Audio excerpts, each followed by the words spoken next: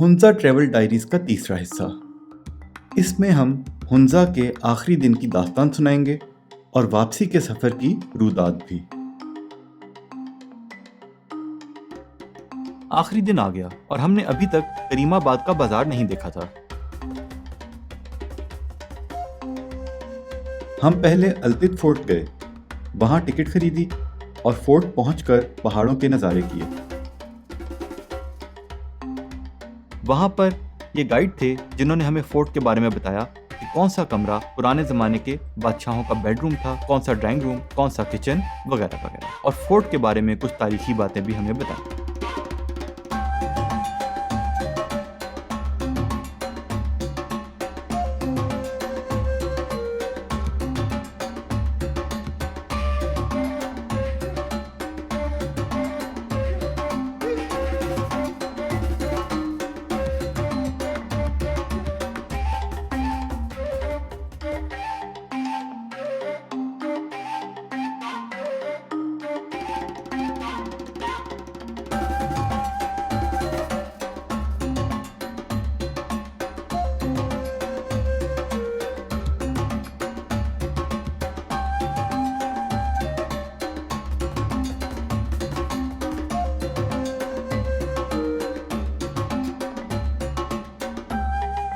फिर फोटोज और वीडियोस बना के हम वहां से चलते बने।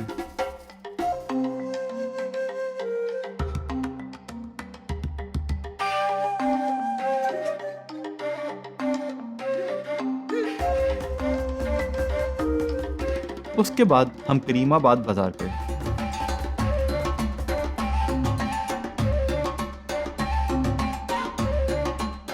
बल्तित फोर्ट का रास्ता बाजार से ही जाता है, लेकिन वहां नहीं जा सके क्योंकि वहां जाने के लिए चढ़ाई काफी थी और हमसे हिम्मत न हुई। हम आसपास की कुछ दुकानें देखकर वापस आ गए।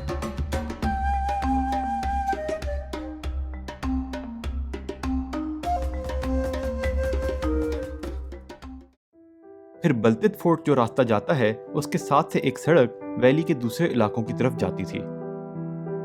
हम वहां चले गए तो वहां भी हमें खूबसूरत नज़ारे मिले।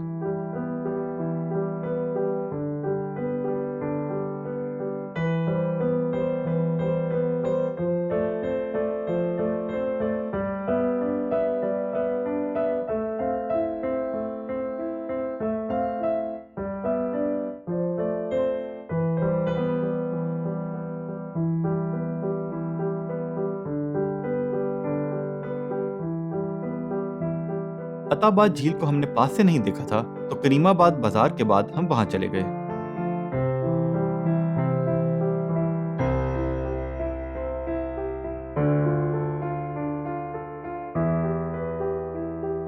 हम किश्ती में नहीं बैठे, आप चाहें तो जरूर बैठें।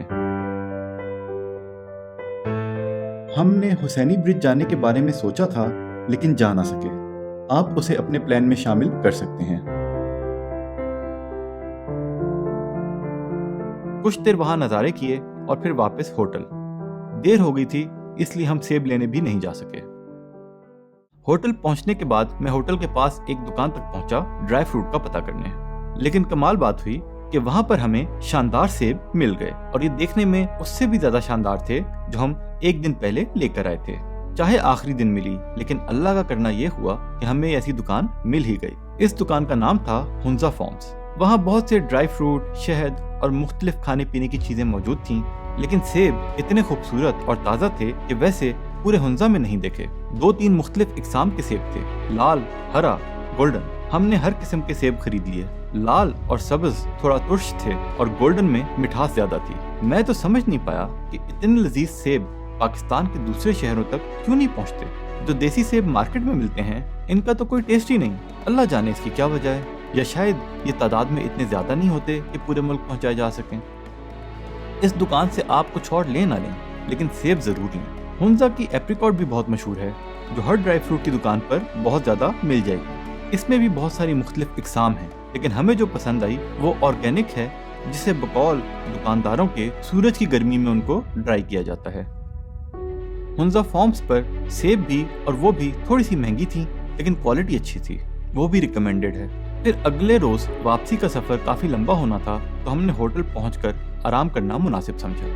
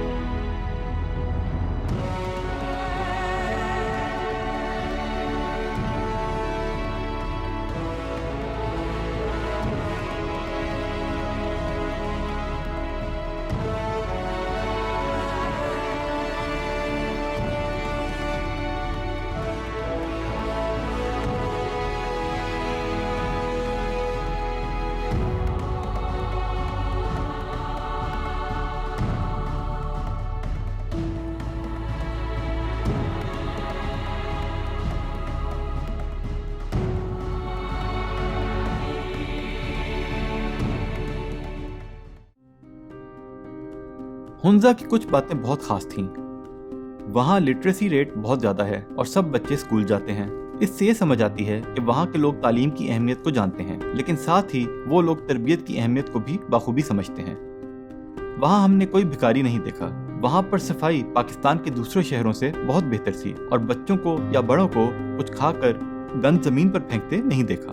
सड़क पर चलते हुए किन्नू या केले के छिलके नहीं नजर आए। हमने दुकान के बाहर गाड़ी रोकी तो दुकानदार ने हमें कहा कि यहाँ सड़क के दाईं तरफ गाड़ी रोकना मना है और बाईं तरफ रोक सकते हैं। हमें इस बात का इल्म नहीं था, क्योंकि अमूमन हमारी कोशिश भी यही होती है कि कानून की पाबंदी करनी चाहिए। 100% नहीं तो 90% तक तो ऐसा करते ही हैं और 10% में भी बेहतरी लाने की कोशिश है। खैर, दुकानदार ने हमें इसलिए नहीं कहा कि हमारा चालान हो जाएगा, बल्कि हमें इसलिए कहा कि हम गलत कर रहे थे। खैर, उसने बदतमीजी से नहीं कहा।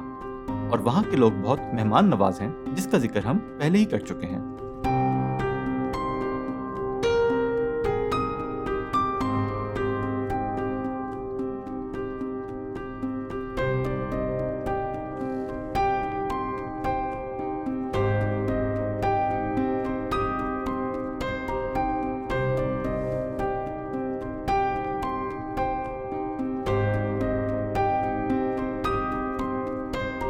हमने होटल की रिसेप्शन से पता किया तो जानकर खुशी हुई कि बाबू सर टॉप खुला है और हमें मुश्किल रास्ता नहीं अपनाना पड़ेगा। वापसी पर हमें नज़ारे इतने खूबसूरत नहीं लगे जितना आते वक्त थे। दरअसल जब किसी ट्रिप से वापसी हो रही हो तो दिल उदास हो जाता है, लेकिन सिर्फ ये वजह नहीं थी कि नज़ारे हल्के पड़ गए। असल में हुंजा जाते हुए सूरज हमारे पीछे था और सामने रोशनी की चमक से नज़ारे बेहतरीन हो गए, लेकिन वापसी पर सूरज हमारे सामने था और सूरज की शुआएं आंखों में पड़ने की वजह से नज़ारे फीके हो गए।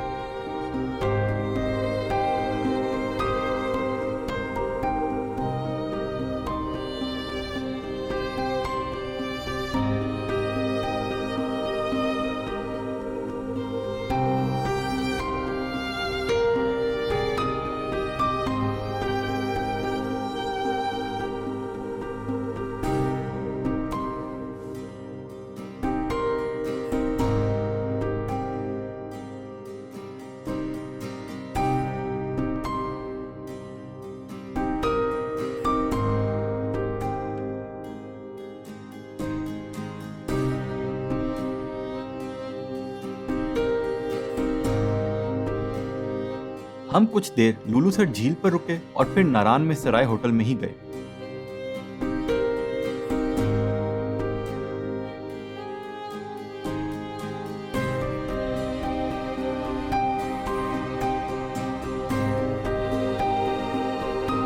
उस रात ठंड ज्यादा थी और सेंट्रल हीटिंग की शदीद जरूरत महसूस हुई। बहरहाल कुछ देर LNG हीटर चलाया, लेकिन सोने से पहले बंद कर दिया और रात को गुजारा ही किया।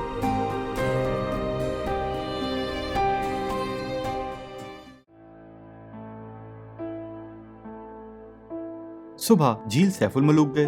3000 रुपए में जीप वहाँ लेकर जाती है और 1.5 घंटा वहाँ फिरने का उसमें शामिल होता है।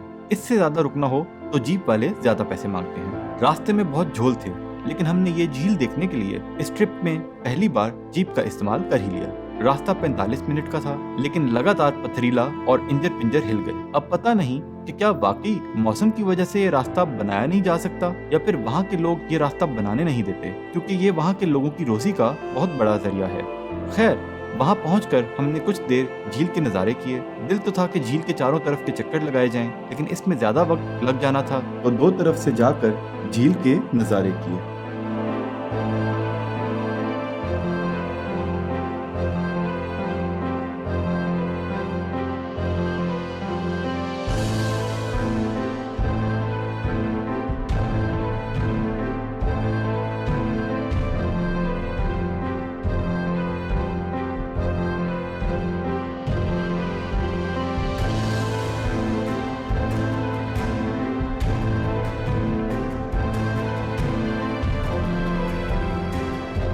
तस्वीरें ली और वापसी इख्तियार की।